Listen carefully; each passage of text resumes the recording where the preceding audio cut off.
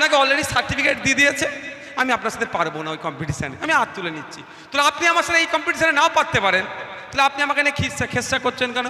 মানুষ যখন আতঙ্কে আছে, আমি কেন মানুষের পাশে এসে দাঁড়িয়েছি? এটাকে আমি ক্যাজুয়ালি হিসাবে নিতে চেয়েছি। কেন? ভয় পাওয়ার দরকার নাই, আমি মানুষের পাশে দাঁড়াবো। লড়াই সামনে এসছে, লড়ে নিতে হবে, ইঞ্চিতে ইঞ্চিতে বুঝে নিতে হবে গণতান্ত্রিক প্রক্রিয়া হচ্ছে। মিথ্যাচার করে আমাদের সাথে পেরে উঠতে পারছে না। কি বলছে? নওশাদ সিদ্দিকীর রক্ত তাহলে বিক্রি করে দিচ্ছে। 1992 সালে সুপ্রিম কোর্টে একটি মামলা হয়েছিল, গুগলে সার্চ করে দেখবেন।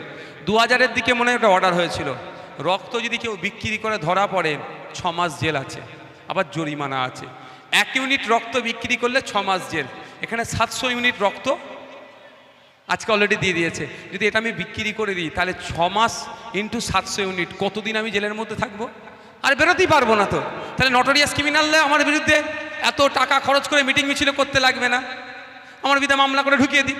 তখন আমি আপনাদের বলি, আমার চাই, আমি রক্তটা দিচ্ছি 700 ইউনিট, আমাকে সারা বছর আমাকে এখানে 700 ইউনিট রক্ত বুঝিয়ে দিতে হবে। এটা দরকার না একটা স্লিপ দিয়ে দেবে, ঘোরো তুমি, রাতে এই রক্ত নেই, সেই রক্ত নেই, এই করবে। মালেক ভাই শুরুতে বক্তব্য কি বললো, কত কি এবি নেগেটিভ একটা রক্ত পাওয়া যাচ্ছিল না, কিন্তু আমরা এই রকমই চুক্তি করে রেখেছি। ওদের ব্লাড ব্যাংকে রক্ত নেই তো কি হয়েছে, ও একটা লোক জোগাড় করে দিয়েছে, আমাদের রক্তের অ্যারেঞ্জমেন্ট করে দিয়েছে, সেই রক্ত ব্লাড এসে দিচ্ছে। আপনার কোনটা দরকার? ওদের মিথ্যাচারের জবাব দেওয়া দরকার তো নাকি? মিথ্যাচারের জবাব কিভাবে হবে? আমি এখানে কথা দিয়ে যাচ্ছি, যারা রক্ত দিচ্ছে শুধু নয়, প্রাণগঞ্জের মানুষ, শুধু আইএসএফের শুভাকাঙ্ক্ষী আইএসএফের নেতৃত্ব নয়, যদি তৃণমূলের পরিবারের কারো রক্তের প্রয়োজন হয়, নির্দ্বিধায় আমাদের সাথে যোগাযোগ করবেন। অলরেডি করে তারা, অনেককে রক্ত দিয়েছি। আপনাদের পরিচয় গোপন রেখে আপনাদেরও রক্তের ব্যবস্থা করে দেব। আমার দরকার যথাসময়ে রক্তটা। এদিকে কার্ড আছে আপনার, কার্ড নিয়ে ঘুরছেন, 4-5টা ব্লাড ব্যাংক, রক্ত পাচ্ছে না, ওটা দরকার না আমাদের? আপনারা এখানে কারা আছে গো? মালেক ভাই যারা আছেন, তুমি আমাদের তো, তোমাদের ওইখানে হয়েছিল তো, কোন জায়গা ওটা? বিবি রাইটের যে বা যেখানে নেতৃত্বদের ফোন করলেন, বাবু আমার রক্তের দরকার, সেটা অ্যারেঞ্জ করে দেবো না কার্ড দেবো? কোনটা লাগবে বলেন? কোনটা আপনারা চান? যেটা চাইবেন সেটা দেবো। কিন্তু আমি মনে করি এটাই, যে কার্ড নিয়ে হন্য হয়ে ঘোরার থেকেও আমি এসেছি ভাইজানের ডাকে রক্ত দিতে এখানে। ভাইজান তার দায়িত্ব নিয়েছে, 700 ইউনিট হোক, 750 ইউনিট হোক, সারা বছরে আমার যদি রক্তের প্রয়োজন হয়, হয় ভাইজান নারে ভাইজানের প্রতিনিধিকে বলবো, আমার রক্তের ব্যবস্থা হয়ে যাবে। কোনটা আপনারা চান? আমি মনে করি আপনাদের বিধায়কের ডাকে যেমন ভরসা করে এসেছেন, আমার প্রতি ভরসা রাখুন। আর কেউ বলতে পারবে না এই 2021 সালের পর থেকে বিধায়ককে বা তার দলের লোককে ফোন করে যে রক্ত চেয়েছি রক্তের ব্যবস্থা করে দেয়নি। হয়তো কিছু সময় আগে পরে হয়েছে, কিন্তু ব্যবস্থা হয়েছে। তবে কিছু লোকেরও ভাই আমি ব্যবস্থা করে দিচ্ছি না আজকাল। কাদের বলুন তো? তৃণমূলের লোক ব্যাপারটা নয়, তারা প্রাইভেট হসপিটাল চালায়। আমাদের কাছে কিছু কিছু রিপোর্ট আসছে, প্রাইভেট হসপিটাল চালায়, তারা আমাদের কাছ থেকে বিনামূল্যে রক্তটা নিচ্ছে, বুঝতে পারছেন? নিয়ে আবার ওটা ওখানে বিক্রি করে দিচ্ছে। এই খবর কিছু আমাদের কাছে এসেছে। ওই জন্য আমরা ডাইরেক্ট পার্টির সাথে, অর্থাৎ যার রক্তের প্রয়োজন তার সাথে কথা বলছি। আপনার রক্তের প্রয়োজন, কোথায় বাড়ি, ঠিকানা দিন, আমার লোকেদেরকে দিয়ে একবার চেক করিয়ে নিচ্ছি, দেখো তোরা সত্যি রক্তের প্রয়োজন আছে কিনা। নাই প্রয়োজন আছে, ব্যবস্থা করে দিচ্ছে। এটা ভালো কি খারাপ করছি ভাই?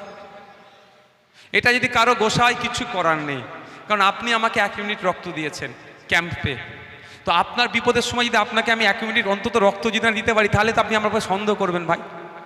হ্যাঁ, আপনার রক্তের অন্যের প্রাণ বাঁচছে, অন্য রক্তে আপনারও প্রাণ বাঁচতে পারে, ঠিক কথা, কিন্তু আমার ফার্স্ট কাজ হবে আপনাকে দেওয়া। এটাও আমার মাথায় রাখতে হবে। তো সাধারণ মানুষ এসে দিচ্ছি, অহরহ দিচ্ছি, কিন্তু আপনি একটা হসপিটাল চালান, মাঝে মধ্যেই ফোন করছেন ভাঙড়ে থেকে, বলছি অমুক এমএলএ সাহেব, হ্যাঁ বলুন, আমার একটা রক্তের প্রয়োজন আছে। তা সে যদি মানুষকে বিনামূল্যে দেয়, সেটাও প্রশ্ন আসছে না, সে আবার ওটা, বুঝতে পারছেন? ওটা তো আমরা করতে দেবো না ভাই। এতে অনেকের রাগ হচ্ছে। ব্যাপারটা কি জানেন? আঙ্গুর ফলকে শিয়াল কখন বলে বলেন তো? টক কখন বলে? যখন চেষ্টা করে খেতে পারে না, হয়ে ওঠে না, পারতে পারে না, তখন কি বলে? যাওয়ার সময় টক ফল বলে বেরিয়ে যায়। তো আমাদের সাথে কম্পিটিশনে পেরে উঠতে পারছে না, যেমন হোক হেন তেন প্রকারে আমাদেরকে মিথ্যাচার করবে। তবে ভাঙড়ের মানুষ, রাজ্যের মানুষ ভালো করে জানে যে নওশাদ সিদ্দিকী অন্যায়ের করে না, অন্যায়ের কাছে মাথা নতও করবে না, অন্যায়কে প্রশ্রয়ও দেবে না। ধন্যবাদ সকলকে, ভালো থাকবেন। যাদের বাকি আছে তারা লেটেস্ট আপনাদের আপডেট দিচ্ছি। 775 জন অলরেডি রক্ত দিয়ে দিয়েছে। এই রক্ত যোদ্ধাদেরকে আমাদের এই মঞ্চের পক্ষ থেকে আমরা প্রাণগঞ্জ অঞ্চল কমিটির পক্ষ থেকে ধন্যবাদ জানাই। আর যে সমস্ত আমার বোনেরা ভাইরা আজকে ভলেন্টিয়ারের কাজ করেছে, ভালো লাগছে। অনেক মহিলারা এগিয়ে এসছে, তারা লেখালেখি করছে। আমরা তো এটা চাই মহিলারা এম্পাওয়ার হোক। আমরা আমাদের পার্টি যে বুথ কমিটি তৈরি হচ্ছে, সেই বুথ কমিটিতে 2জন করে মহিলা রাখার কথা বলেছি, আর 1জন করে ছাত্র রাখার কথা বলেছি। কারণ এই মহিলারাই আগামী দিনে সমাজে পথ দেখাবে। অর্ধেক পৃথিবীর অর্ধেক আকাশ মহিলারাই দখল করে রেখেছে, তাদেরকে কোনোভাবে আমরা অবজ্ঞা করতে পারি না। আইএসএফে হিজাব পরে এসেও আইএসএফ করতে পারে, বোরখা পরে এসেও আইএসএফ করতে পারে, শাখাপলা লাগিয়ে এসেও আইএসএফ করতে পারে, কোনো বাধা নাই। অর্থাৎ তার ধর্মীয় পরিচয় রেখে তিনি আইএসএফ করবেন।